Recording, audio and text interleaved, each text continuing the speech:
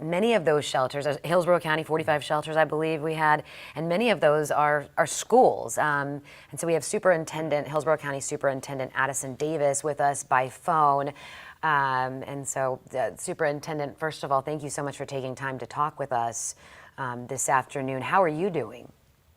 Yeah, pretty good. Thank you for having me. You know what? We talk about shelters. We opened up in totality 60 shelters. We opened up 45 being for the community, and the remainder being for first responders. So, our team has been remarkable. So proud of them working collectively with a local EOC in order to create safe places for this community. Well, Superintendent, let me just ask about school, because that's top of mind for a lot of parents out there.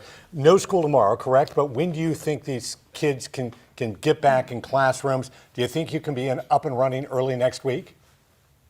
Yes, sir. I mean, our focus is to make certain we can get students in front of high qualified skilled teachers every single day that we can. And, this week we're so glad that we know there was some concerns about closing on Monday, but we really needed that time to be able to set up our classrooms and shelters to be able to accept our community for those in need. And, right now we're started the post-assessment audits of our facilities.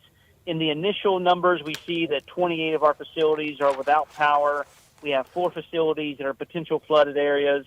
We have 15 facilities that have the debris down in the car riding zone, the bus loading zone, and then we have reported 45 roof leaks, and that's just the initial stages. So, we're going to be working over the next, this afternoon, tomorrow, and over the weekend in order to open up, safely in a flawless manner on Monday. So that's our target right now. So, we're so happy of all of our staff members and the hard work they put in order to create safe places for this community. Yeah, and of course, many of the parents, too, of children who attend Hillsborough County schools are also some of our emergency workers as well, and so they've been out through all of this. So target for Monday to reopen. I do want to ask you, Superintendent Davis, because obviously we've talked about funding, right? And and the need for Hillsborough County schools, and obviously the referendum that failed to go through in the August primary. When it comes to having to deal with 45 roof leaks and potential flooding and whatever damage that caused and debris and whatnot, how does that tax the school district? I mean, is that federal funding, state funding, going to come in and assist you all in making these repairs? It's a great question. We have to use our general funds that we currently have to be able to address any type of damages that are caused by any type of disaster or undesired behavior that we have to deal with from a weather perspective. And then that money has to be calculated to be able to reimburse, from down the road for using and leveraging FEMA. And, we haven't been paid back for many of the disasters that we've been impacted over, the last few years. So, it's going to impact us financially. We'll continue to make adjustments along the way, so we continue to make certain that our students have a high-quality experience.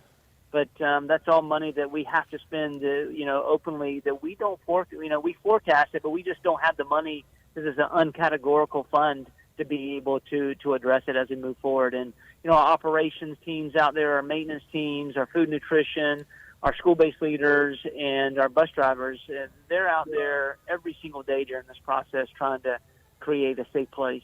You have a lot of people who work in this district. Not all of them live in the district. Have you heard from folks? Is everybody okay? Have you heard from employees? Are there problems out there for them right now? How have they handled the storm? There definitely are. We've had it. We're have our ears to the ground, communicating, and with our employees, and it just all contingent on what community in which you reside in.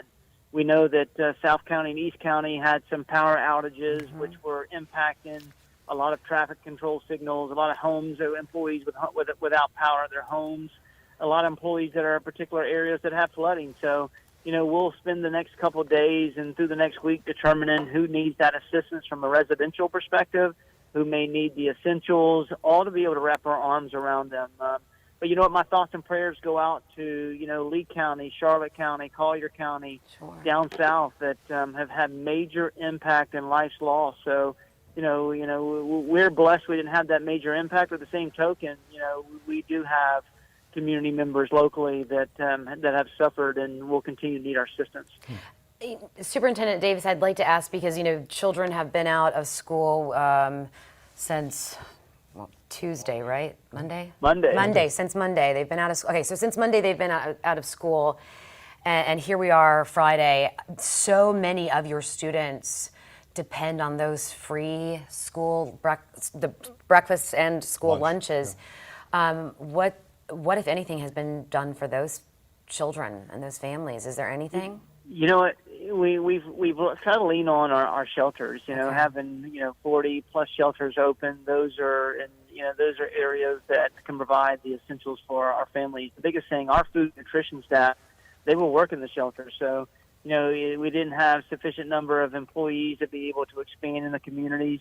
So leaning on our shelters, and partnering with our community partners through the county and the city as well, to make sure some of those essentials will be able to be met. So we stand ready and primed to stand up on Monday to get back to somewhat of our normalcy, because we had awesome instructional momentum this year. It's the first time we opened our doors in the last 2.5 years, where we felt instructional momentum, excitement, and we'll get that back on Monday to try to continue to do some special things for kids. And thank you for our teachers. They're remarkable. That's the biggest thing. Getting students in front of teachers and allowing them to take the lead, they do some really good things. Yeah, they're going to be excited to be back in school. That is for sure. I know, absolutely. You cannot turn this district around on a dime. Give me an idea of the numbers we're talking about here in terms of the numbers of students, the number of teachers and employees in this district. Yeah, so we serve over 220,000 students in Hillsborough County. We have a little bit under 25,000 employees, in which 14,000 plus are teachers, and the other 10,000 are support staff to our schools. So it's a rather big district, seventh largest school district in the nation, and I'd be remiss to say that last year a record high, moving from number 35 in the state to number 19 in the state academically. Well, I'm very proud of it, and I know you want to get those kids back in the classroom, continue that trend of success. Superintendent Davis, is there anything else that you'd like to add? Anything that we didn't ask, that you would like to share? Yeah, I just want to make certain that, that I highlight all the hard work of our local EOC, with Chet, also with our law enforcement, fire rescue, our operations teams, our safety security. They've all done a really great job being able to manage through this very trying time for us. And for our parents, thank you for your flexibility. We know it's not always the most attractive to be able to signal that we cannot open schools, because we know this community leans on us to be able to help and serve. But, we had to reach out of being school leaders to being civic leaders and open up our facilities for the community, especially for those in need. But we'll get that right back on track, and thank you for trusting us with your children, and we look forward to a reopen on Monday. Well, I hope you know that we are here as you move forward. If we can do anything to help on our end to get the word out about anything, I hope we're behind you 100%. I do have one last question for you, because you talked about Southwest Florida. I'm curious. Seventh largest school district in the country. Have you reached out to the leadership in Charlotte, Lee, Collier counties to talk with them? Absolutely. As superintendent, I have. We've been playing phone tag, but, called them, and I know they're in the midst of a lot, and also sent them a text and let them know that our team is ready. If we need to be able to send personnel down from maintenance, from operations, from security, safety security, we are willing to do that in order to help them. We know that their road in front of them is going to be long, but we know that we can't do this in isolation, that we have to lean on each other. So, they're remarkable leaders in those three counties and other counties, but we're going to continue to be there to stand up and stay united in this approach. Yeah, and the fact of the matter is that it could have been us. Could have been us very, very possibly. That's right. If this storm track had changed a little bit. So, boy, we're grateful for what you do. Grateful for your leadership in this time, and I know students are all and parents are wanting to know get the official date. So not officially Monday, but that's the plan at this point, correct? That is correct. All right. Superintendent Davis, thank you so much for your time. We really, really appreciate it. I hope that you and your family are well and are able to take this time, to do any cleanup that you may have to do. I know you have to deal with teachers and students as well. Thank you again.